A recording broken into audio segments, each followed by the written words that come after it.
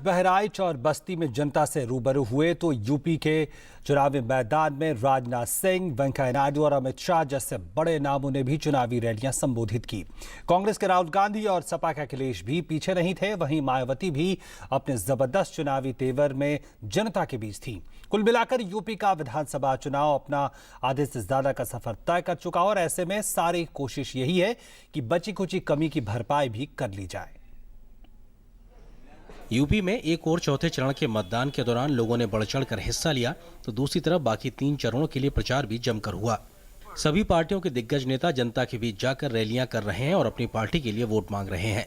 BJP की ओर से प्रधानमंत्री मोदी खुद प्रचार में उतरे और बहराइच और बस्ती में रैली की। पीएम ने अपने भाषण में अखिलेश सरकार पर जमकर निशाना साधा।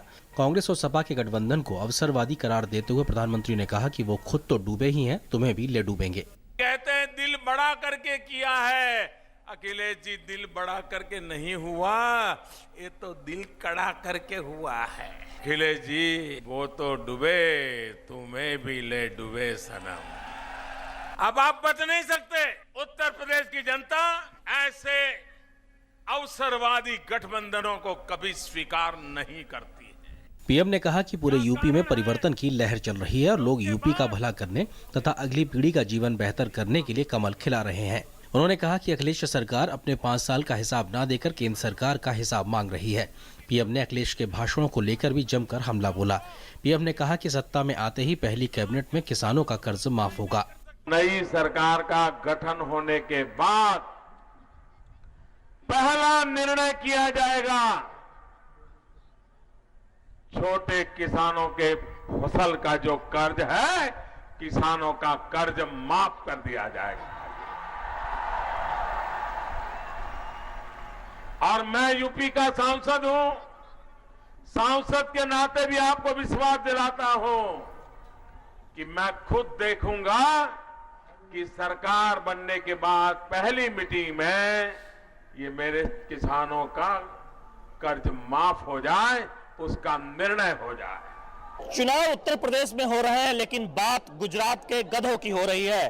बहराइच के चुनावी जनसभा में पीएम मोदी ने अखिलेश पर निशाना साधते हुए कहा कि शायद उन्हें मालूम नहीं कि यूपीए ने 2013 में गुजरात के गधों पर डाक टिकट जारी किया था।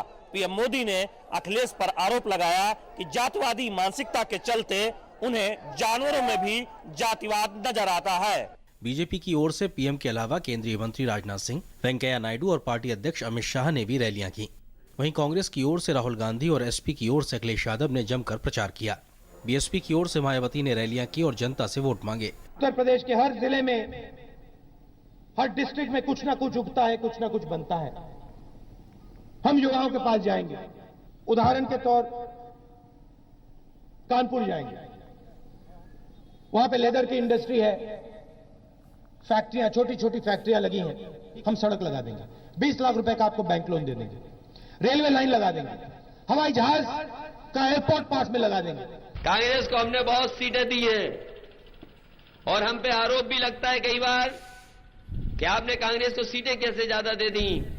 हमने हर बार कहा, ये बात मैं फिर कहता हूं आपके सामने, हमने कहा सीटें ज्यादा इसलिए दे दी हमने कांग्रेस को क्योंकि समाजवादी पार्टी के लोग मजबूत दोस्ती करना चाहते हैं। बीएसपी की सरकार बनने पर सर्वप्रथम यहाँ सपा के गुंडों, बदमाशों, माफियाओं, अराजक, भ्रष्ट व सांप्रदायिक तत्वों के जंगल राज का खात्मा कर दिया जाएगा।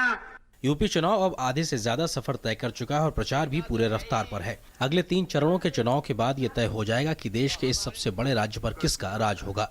बहराइच से शैलेंद्र मिश्र और बस्ती से अजय विक्रम सिंह के साथ news night desk, DD news.